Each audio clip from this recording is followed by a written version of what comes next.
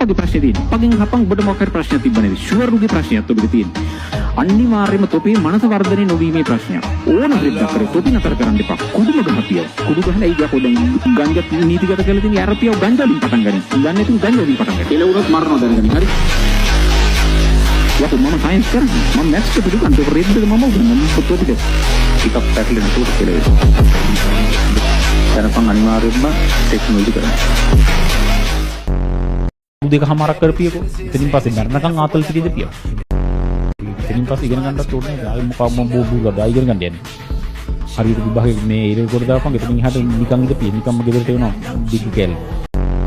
ගත සීන් කරපන් කියලා ඒ බෙදීම මේක ගනින්.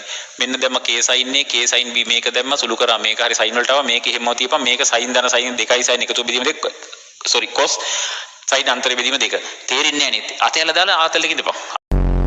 මට මේ මෙලුව දැන් ඔනේ ඉස්සෙල්ලා ගන්න මට ටිකක් වෙලා තේරුණා. මොකද්ද ගියා වාහනයක් ගියා මොකද්ද මගුලක් යන මේ දෛශිකයන් මට මතක නැහැ මෙලුව හදන ගාන මතකෙත් නැහැ. බා තේරෙන්නේ නැහැ. මට නම් තේරෙන්නේ නැහැ දෛශිකය. ඔය නිකන් ලීලී ඵලයක් උත්තරේ නනිකම්. ඉරිගහන්න තියෙන්නේ. මොකක්ද දැන් මේ කියන්නේ කිසිම දෙයක් තේරුන්නේ නැහැ. ඒ වෙලාවට මම ඔය ටික ලියාගත්තා හැබැයි.